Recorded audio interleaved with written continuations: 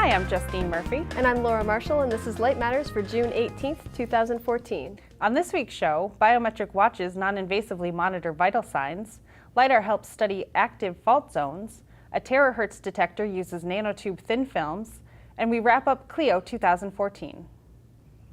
Monitoring patients' vital signs is standard medical practice in healthcare facilities. Doing so independently outside of a hospital or doctor's office is challenging. 2 new wearable devices can change that. Developed by researchers in Israel and the Netherlands, the non-invasive devices, which are worn like a wristwatch, contain sensors that can monitor people's biometrics. One sensor tracks a person's glucose concentration and hydration levels, while the other monitors pulse.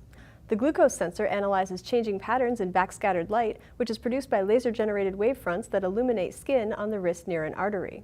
A camera measures these changes over time. This sensor can also be used to reveal a person's dehydration level as it changes. The pulse tracking device uses speckle changes to more accurately track blood flow in simulated heartbeats, even when the light source is also moving. The new sensors are less sensitive to error while the person wearing them is in motion, but the devices are not 100% accurate. The researchers are now working to reduce the margin of error. The research is published in Biomedical Optics Express. Digital 3D modeling of an active seismic fault zone in China could help save lives, researchers say. A team from the State Key Laboratory of Earthquake Dynamics and the National Earthquake Infrastructure Service in Beijing, in collaboration with the U.S. Geological Survey, can now better recognize the link between fault activity and large earthquakes, as well as the potential risk for future earthquake hazards. The team deployed a system mounted on an aircraft to obtain extremely precise topographical measurements of the Haiyuan fault zone in western China. The system virtually removes vegetation from the topographical images, conveying a bare representation of the land and allowing for more accurate identification of tectonic features and changes following earthquakes and ruptures. The collected data was used to generate a 3D model employed to calculate co-seismic offsets, tectonic landform features, and displacement measurements. The system could help predict future events. The next step for the researchers is to measure the displacements along the entire Haiyuan fault and analyze the principle of the slip distribution. The research is published in the Chinese Science Bulletin. Carbon nanotube-based detectors that reveal light in the terahertz range without cooling could lead to significant improvements in medical imaging, airport screening, and food inspection. A team from Sandia National Labs, in collaboration with Rice University and the Tokyo Institute of Technology, has developed a detector that is invisible to the naked eye and that uses carbon nanotube thin films without the need for an antenna. The new detector combines several nanoscopic tubes to form a macroscopic thin film that contains both metallic and semiconducting carbon nanotubes. The research is published in Nano Letters. Photonics Media web managing editor James Lowe attended Clio 2014 in San Jose, California last week. He's back in the studio now to share his experiences from this year's event. Hi James, it's good to have you back. What were some of the most prevalent themes you saw this year? Thanks, Justine. It's good to be back. There was a lot to take in at Clio, but 2 topics that stood out for me were minimally invasive medical imaging and quantum computing. During the conference, I sat down with a number of researchers developing new ways to peer inside the body.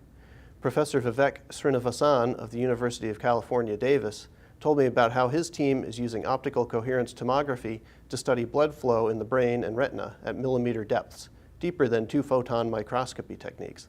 So we're able to, with very high resolution, begin to measure tissue metabolism non-invasively and also without the need to administer exogenous or extraneous dyes or contrast agents to make the measurement. So we believe this is a very important advance that will enable a whole new range of studies that have not been possible up till now.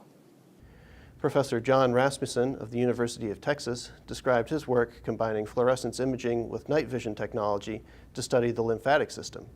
He said lymphatics are not well understood, but that his team's approach could lead to new treatments for lymphedema, a common condition among cancer survivors.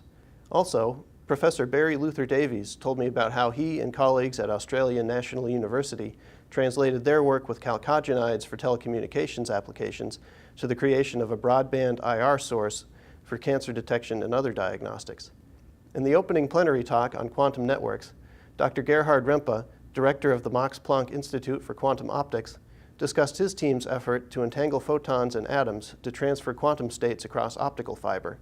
Meanwhile, Auria Technology of France unveiled a new tool that could play a key role in quantum computing research, the first commercially available high-brightness 2-photon source.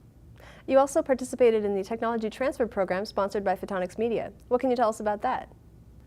The Tech Transfer Program was a really interesting look at what it takes to start and sustain a photonics business.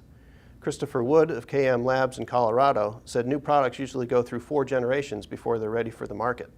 Startups and even mature companies often need to leverage government grants to stay afloat during the early development phase, he said, but there isn't much support for the intermediate stages, often called the valley of death. What I think small companies so often get wrong is they think that the development of an idea is the most expensive thing. It's not. The engineering of that to turn it into a real product is the most expensive thing. And that's the valley of death. A new feature of the Tech Transfer this year that I really enjoyed was the pitch panel, where the audience heard from 4 entrepreneurs hoping to market their inventions. One of them, Chao Chang Gan of the University of Buffalo, pitched a surface-enhanced Raman scattering, or SERS substrate, that he said is cheap enough to enable labs to use them on a larger scale than is feasible today. I also spent a lot of time at Clio on the expo floor, meeting professionals and learning about different photonic devices. I got to play some ping pong in the student lounge, and I even tried my hand at aligning a laser. But this is a controller, hand-packed controller. You have 2 different axes. You have axis, you have 2 different axes, right? So depending on which axis you want to move, you go up and down 1 and 2. Thanks, James. And that's it for this edition of Light Matters. Email us with your questions or comments at lightmatters@photonics.com. Thanks for watching. We'll see you soon.